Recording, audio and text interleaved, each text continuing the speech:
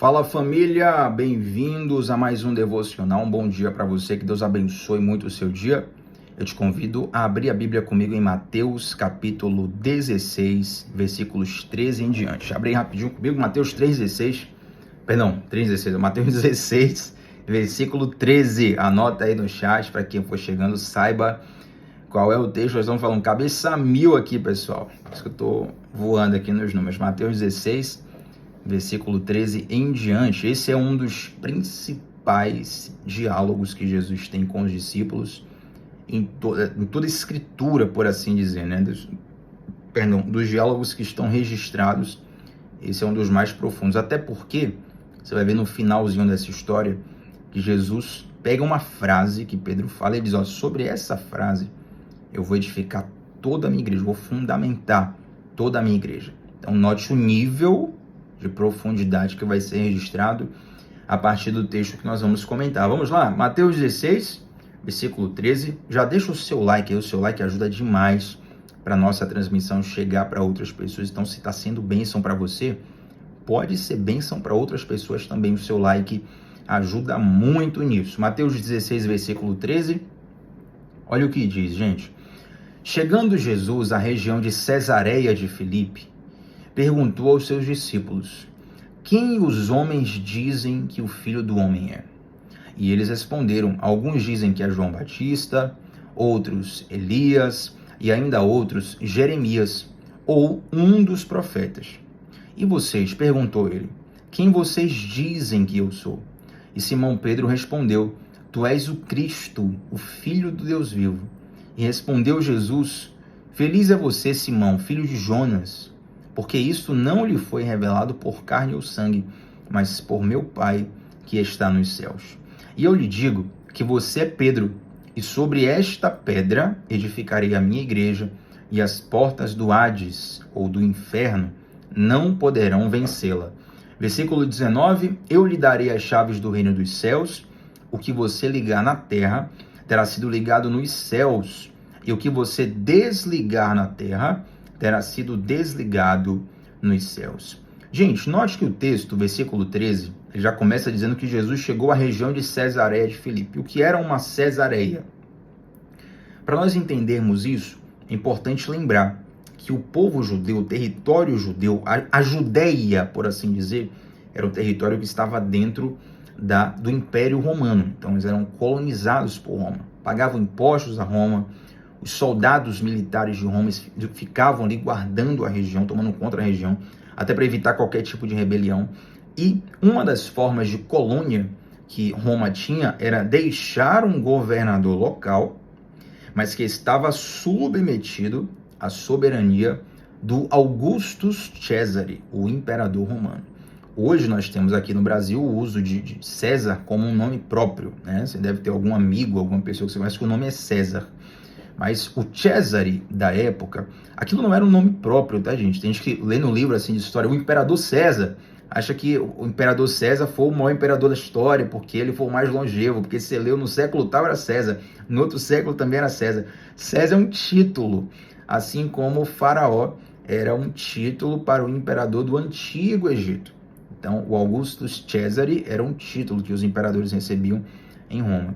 E Cesareia, então, era uma região onde uma cidade, digamos assim, era erigida, era dedicada ao César, ao Cesare, ao imperador de Roma. Então, era uma forma de homenagear, de puxar saco, por assim dizer, de manter uma boa relação ali com o imperador de Roma. Então, a Cesareia de Filipe era uma região feita por Filipe em homenagem ao César, por isso era uma Cesareia. E essa Cesareia, aqui eu quero ensinar para vocês, essa Cesareia, ela tinha um templo dedicado a um culto pagão. A teologia vai nos ensinar, a história teológica vai nos ensinar que o principal deus cultuado na região de Cesareia de Filipe, naquele templo, era o deus Pan. Havia ali um templo dedicado ao deus grego Pan. Se você um dia estudar a mitologia grega, o Olimpo dos deuses gregos, ali dentre muitos deuses haverá o deus Pan, que por curiosidade é o Deus que dá origem ao nome e à expressão que nós conhecemos hoje como pânico.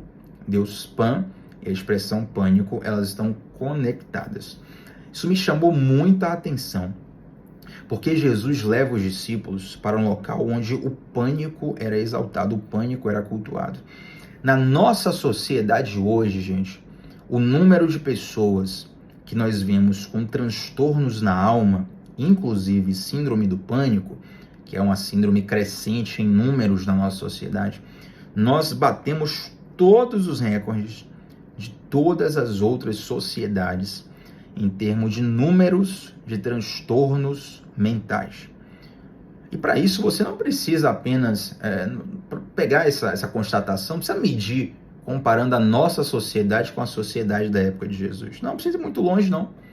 Se você já tem algumas décadas de vida, você vai lembrar da sua infância e vai dizer, olha, Thiago, na minha infância, há poucos anos atrás, historicamente falando, a sua infância, se você tem 40, 50, 60, 30, 20 anos, é um pinguinho na história. E na sua infância vai dizer, Thiago, há 20 anos atrás, há 30 anos atrás, o quadro social de transtornos emocionais era muito menor. Você vê que há uma expansão profunda disso.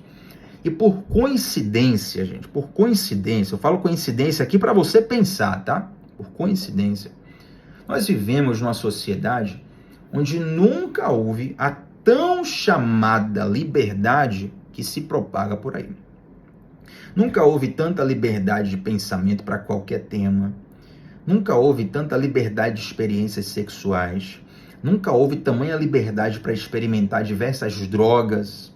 Nunca houve tamanha facilidade para, digamos assim, aproveitar a vida, com muitas aspas, tá? Para você pensar junto comigo. Nunca houve tanta liberdade para aproveitar da vida como nos tempos de hoje, como na sociedade em que vivemos. Só que em contrapartida a isso, essa dita liberdade tem levado a pessoas a prisões na alma. Tem levado pessoas a transtornos internos terríveis, que trazem sintomas externos e que muitas vezes até findam a vida dessas pessoas. Gente, isso é muito sério. Não estou dizendo que quem passa por um transtorno necessariamente passa porque quis experimentar a falsa liberdade do mundo. Não é isso. Mas quando você coloca o caminho, a proposta que o mundo tem para você de liberdade, você percebe que no fundo é um caminho para a pessoa ficar acorrentada na alma, viciada, desperdiçando a energia da vida em caminhos tortuosos. Então Jesus leva os discípulos para esse lugar, onde o Deus Pan era cultuado, e ele faz uma pergunta para os discípulos. Costumam brincar dizendo que Jesus fosse nos dias de hoje, ele teria aberto uma caixinha no Instagram, né? Perguntando o que é que as pessoas acham que eu sou. Note a didática de Jesus. Jesus primeiro ele pergunta para os discípulos o que as pessoas estão falando dele. Então é equivalente a Jesus falar assim, ó, vai lá no mercado e procura saber no mercado o que as pessoas estão falando de mim. Depois você vem e me fala o que as pessoas estão falando. Não é o que você acha ainda, o que as pessoas.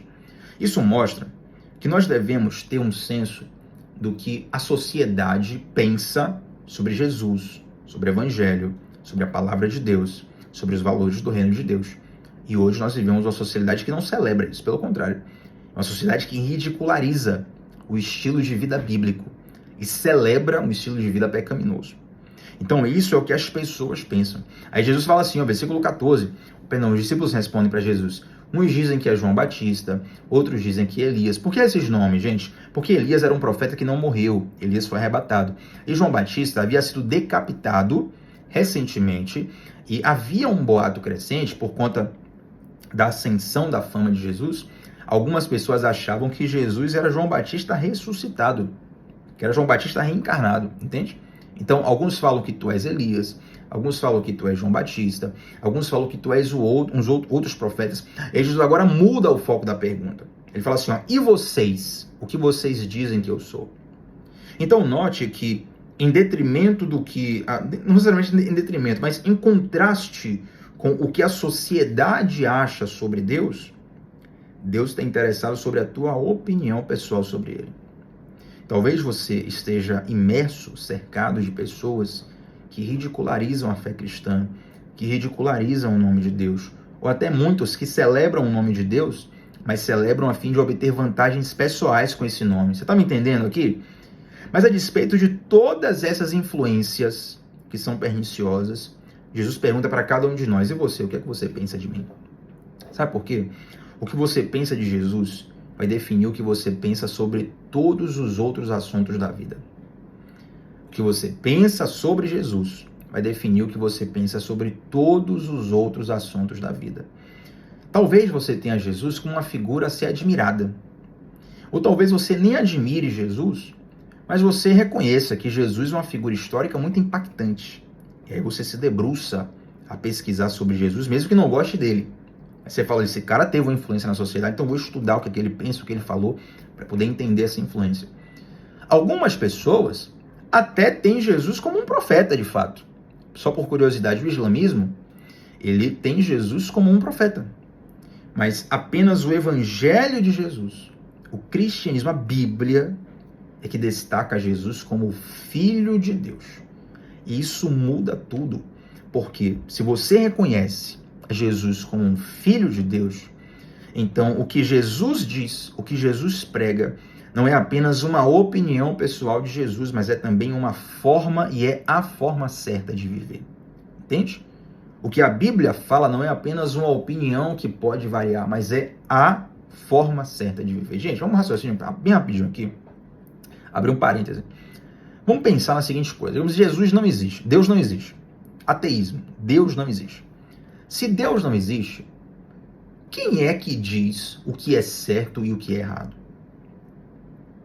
Se Deus não existe, quem é que diz o que é certo e o que é errado? Aquele que é mais forte. Aquele que tem maior poder de influência. Se Deus não existe, o que é certo hoje pode ser errado amanhã. O que é errado hoje pode ser certo amanhã, porque é uma mera convenção social. Quem gritar mais alto manda num pedaço. Você está entendendo? Mas se Deus existe, então ele tem a palavra final sobre o que é certo e sobre o que é errado. Sobre qual a forma certa de viver, sobre qual a forma errada de viver. Entende? Então a principal pergunta da sua vida é quem Jesus é para você. Nós vivemos, gente, no auge do relativismo. As pessoas tentam carregar a sua própria verdade como uma questão de conveniência. Elas se perguntam o que é mais conveniente para mim hoje. E normalmente essa conveniência é uma busca por um êxtase de prazer, é uma busca por um benefício pessoal, é uma percepção onde a pessoa se coloca no centro do mundo, no centro do universo. Ela acha que o universo gira em torno dela e ela tenta moldar o mundo em volta disso. Mas quando você entende que Jesus é o Filho encarnado de Deus e que a Bíblia é o registro imaculado dos ensinamentos de Jesus, daquilo que Jesus pensa sobre vida, sobre mundo, sobre passado, presente e futuro, sobre fio da história, sobre diversos temas, então você tem ali uma enciclopédia que vai te ensinar a viver, vai te ensinar a enxergar a vida, vai te ensinar a enxergar os outros, vai ser uma fonte de sabedoria e de resposta para todos os dias que você viver. Então é muito importante você definir no seu coração quem é Jesus para você. Aí versículo 16, Simão Pedro fala assim, ó, tu és o Cristo, o Filho de Deus vivo. Aí 17, Jesus fala assim, ó, feliz é você, Simão, filho de Jonas. Em algumas Bíblias vai estar escrito Simão Bar-Jonas. Por que, Tiago, Bar-Jonas? A expressão Bar ou Ben em hebraico significa filho de. Então, por exemplo, a famosa história de Bartimeu, o cego Bartimeu, era filho de Timeu, só como exemplo. Então, Jesus pergunta, e Pedro responde, tu és o Cristo, filho de Deus. Jesus fala, feliz é você, Simão, filho de Jonas, porque isto não lhe foi revelado por carne ou sangue, mas por meu Pai que está no céu. O que é que isso nos ensina, gente? Que Pedro não chega àquela conclusão pelo que os outros estão falando, mas ele chega àquela conclusão por conta de uma experiência de revelação que ele tem a partir da vontade de Deus.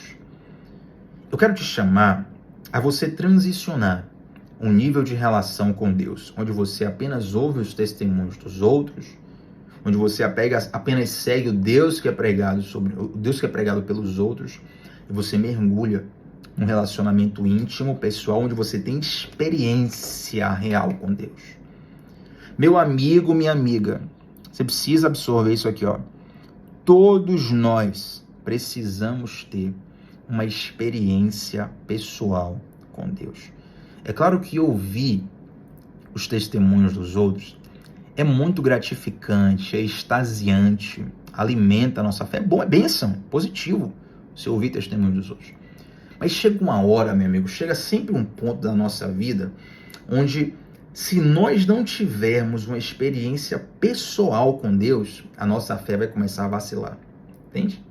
Então você precisa dessa experiência para que você experimente de fato e perceba que tudo o que a Bíblia prega não é um discurso para dominar as massas. Não é um conjunto de fé, de regras religiosas, ritualísticas.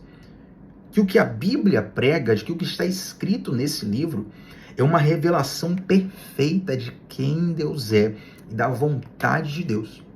E quem vai te dar essa convicção é uma experiência. As pessoas podem roubar de você um celular, Deus livre e guarde. Podem roubar um carro, Deus livre e guarde. As pessoas podem te roubar dinheiro, Deus livre e guarde. As pessoas podem roubar muitas coisas de você, mas uma experiência, as pessoas não roubam de você. É possível até que você perca uma memória, mas experiência você não perde.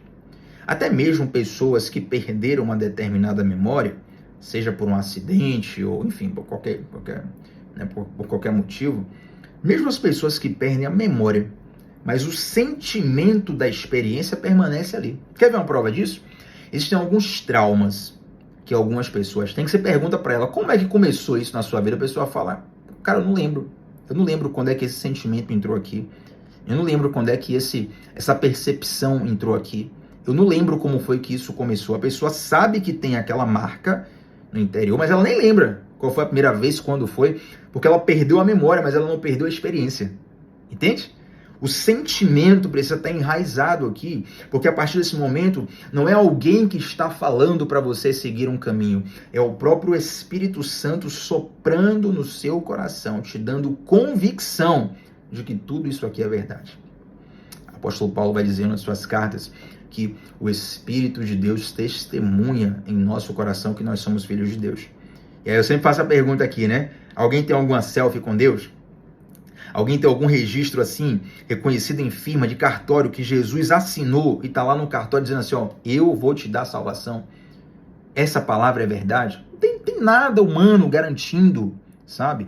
Mas a nossa garantia, ela é mais profunda do que isso. Porque é uma convicção que o Espírito Santo gera em nosso coração. Vou contar um negócio para vocês. Eu lembro do episódio, situação bem interessante.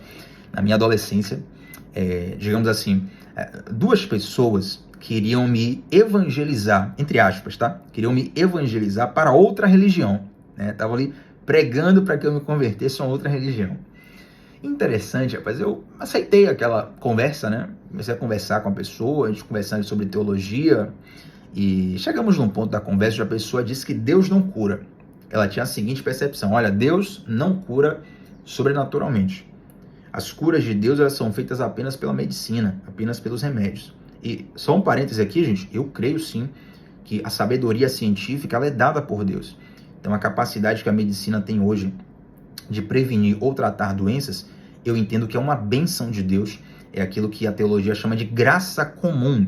É uma graça, é uma bênção que Deus dá indistintamente para todos os homens, creiam eles em Deus ou não, sirvam eles a Deus ou não. Mas eu creio também que Deus realiza milagres. Aí a pessoa falou assim, ó, Deus não realiza milagres. Deus só cura mediante a medicina, Deus só cura mediante os médicos. Eu deixei a pessoa argumentar tudo. E aí eu não quis argumentar teologicamente, porque teologicamente eu consigo também conversar sobre isso. Tem base teológica para você provar que Deus ainda cura, Deus ainda faz milagre, Deus ainda faz coisas sobrenaturais hoje. Mas eu falei assim, ó, cara, a respeito de tudo que você comentou, sabe por que eu creio que Deus cura sobrenaturalmente? Porque Deus já me curou sobrenaturalmente. E aí a pessoa ficou sem argumentos. Né? Eu lembro até a expressão da pessoa, né? Se Deus curou, então vamos mudar de assunto, né? Porque é muito difícil você argumentar contra uma experiência que alguém teve. Então você precisa ter essa experiência com Deus para que isso te firme na palavra de Deus. Observe. Esse mesmo Pedro que teve a experiência aqui de ter a revelação, tu és o Cristo, o Filho de Deus vivo, esse Pedro nega Jesus 3 vezes.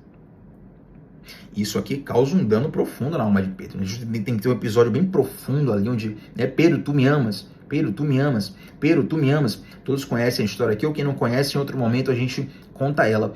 Mas note que essa revelação, ela não te impede de cometer erros. Ela não te impede de pecar, ela não te impede de falhar.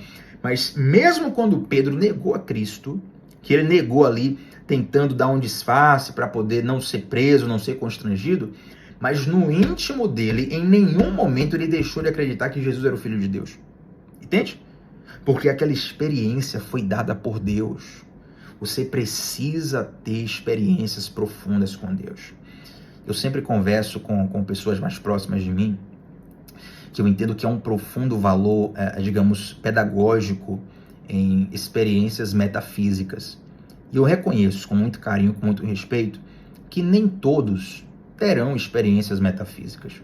Ou nem todos os que tiverem essas experiências místicas, por assim dizer, nem sempre vai ser uma experiência muito profunda, muito marcante, que chame muito a atenção.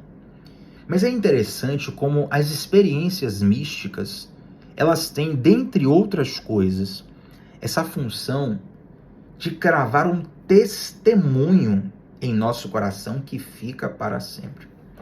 Eu já conversei com algumas pessoas que estavam afastadas da fé, estavam distantes dos caminhos do Senhor, mas pessoas que haviam tido experiências profundas com Deus. É quando você vai, meu amigo, pregar para essas pessoas, a pessoa começa a lembrar de tudo que Deus já tinha feito na vida dela, na vida dele, e ali o Espírito Santo começa a bradar com força. Por quê? Porque há um testemunho interior. A pessoa sabe que isso aqui não é conversa da carochinha, que não é conversa para boi dormir. Ela sabe que Deus existe, ela sabe que Deus age, porque teve experiência com Deus. Comece a buscar, fala assim: Senhor, me dá experiências contigo. Eu duvido que Deus não vai responder essa oração. Eu duvido que Deus não vai responder a oração se você pedir: Senhor, me dá experiência contigo. Agora, se prepare. Se você fizer essa oração, se prepare, que o céu vai se abrir sobre a sua vida. E muitas experiências que Deus tem conosco vêm em situações que nós não estamos esperando. Olha aí. Por isso que é uma oração perigosa. Não é toda oração é uma oração perigosa, né? Porque ela vai mover algo no mundo espiritual. Então, quando você pede: Deus, fala comigo, se revela a mim, dá experiência contigo. Quando você for ver na situação que você menos espera, Deus começa a manifestar o poder dele através da sua vida, na sua vida. E ali você tem história para contar com Deus, meu amigo. A sua fé começa a ficar firmada porque você está vendo na prática a essência daquilo. Entende? E aí, para fechar esse devocional, gente, Jesus fala assim, ó: eu lhe digo que você é Pedro, e sobre esta pedra eu edificarei a minha igreja. Essa frase gera muitas dúvidas nas pessoas, porque o que é? Como assim? Tu és Pedro, sobre esta pedra? Me explica direito isso aqui, Tiago. Vamos para o original desse texto. Todo o Novo Testamento, gente, inclusive o Evangelho de Mateus, ele foi escrito em grego, tá? Então, no original desse texto, está escrito assim, ó: tu és Petrus, e sobre esta pedra eu edificarei a minha igreja. Petrus, no grego, significa uma pedrinha pequena. Digamos, vamos conjecturar para os dias de hoje, como se fosse uma brita, né? Uma pedrinha pequena, um fragmento de pedra. Tu és Petrus, pedra pequena, e sobre esta pedra é pedra grande. Entende? Então, vamos lá? Tu és Petrus, pedra pequena, e sobre esta pedra. Que pedra grande é essa, Tiago? Essa revelação de que Jesus é o Filho de Deus. Sob esta pedra, sob esta revelação, eu edificarei a minha igreja, e as portas do inferno não poderão vencê-la. Muitas vezes, quando nós olhamos a expressão portas do inferno, a gente tem um sentido de estar fora e de invadir o inferno, mas é o contrário. Sabe por quê? Nesse texto, pela primeira vez, a expressão eclesia, né, e eu edificarei a minha igreja, a minha eclesia, pela primeira vez ela é falada. Esse termo é utilizado várias vezes em todo o Novo Testamento. E a expressão eclesia, você já deve ter visto a tradução assim, ó: eclesia significa aqueles que são chamados para fora. E, na verdade, eclesia, no literal mesmo, representa uma assembleia, um coletivo de representantes, por assim dizer, né? Eu edificarei a minha igreja, chamados para fora. Sabe por quê? Porque todos nós, um dia, estivemos acorrentados atrás das portas do inferno, mas pelo chamado do Senhor Jesus, ele nos arrancou para fora do inferno e as portas do inferno não puderam segurar as almas que Jesus salvou. Você olha para o passado da sua vida, o que é que você fez, o que você viveu, você vê, cara, eu era acorrentado, eu estava condenado ao inferno. Sabe quem te arrancou de lá? Jesus. Essa revelação de que ele é o Filho de Deus. Ele arranca você e a porta do inferno não consegue segurar. Aquilo que muitas vezes Satanás tenta te segurar, te lembrando do teu passado, Jesus arranca. Ele ressignifica o teu passado, ele joga no mar do esquecimento, ele te dá um novo futuro. 2 Coríntios 5 fala assim, se alguém está em Cristo, 5,17, se alguém está em Cristo, a nova criatura, as coisas velhas se passaram e eis que tudo se fez novo. Não há nada que Satanás tenha feito que Jesus não consiga desfazer, meu irmão, minha irmã, crê nisso. Então Jesus, ele fala assim, ó, eu lhes darei as chaves do reino dos céus, o que você ligar na terra terá sido ligado nos céus, e o que você desligar na terra terá sido desligado nos céus. Ele dá uma chave espiritual para a igreja dele, para o corpo dele, para aqueles que acreditam e vivem conforme a sua palavra. Se você vive como um filho de Deus, existe uma chave espiritual na sua mão, capaz de gerar transformação onde você está. Já experimentou orar pela sua família? Você já experimentou orar por uma pessoa em específico? Você já experimentou dar um passo de fé e falar de Jesus e jejuar por alguém e exercer fé numa situação muito difícil? Experimente isso, porque existem chaves espirituais na mão daqueles que são os filhos de Deus, daqueles que são a igreja de Cristo, daqueles que são chamados para fora, porque as portas do inferno não prevalecerão contra a igreja do Senhor. A gente tem muita coisa para falar aqui nesse texto, ele é muito profundo, mas eu até já exacerbei o horário aqui, peço perdão hoje. E vamos orar então para a gente encerrar o devocional de hoje. Feche seus olhos. Senhor Deus, muito obrigado, Pai, pela sua palavra, pelos seus ensinamentos. Queremos te agradecer porque tu és o nosso Senhor. O Senhor não é apenas uma figura a ser admirada na história, não é apenas um personagem marcante da história, mas tu és o Filho do Deus vivo. Nós te celebramos, Senhor, te honramos, te louvamos. Eu oro, Pai, para que a tua revelação, a tua compreensão esteja viva em nossos corações dia após dia. Em nome de Jesus. Eu oro por aqueles que precisam de uma experiência contigo, Senhor.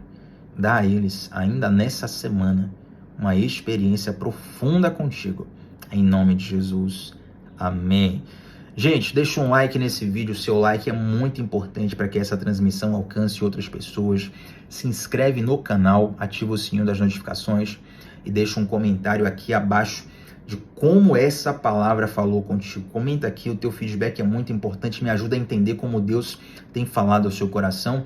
Eu sempre leio com muito carinho todos os comentários. Que Deus os abençoe, a gente se vê por aí, até a próxima, tchau, tchau.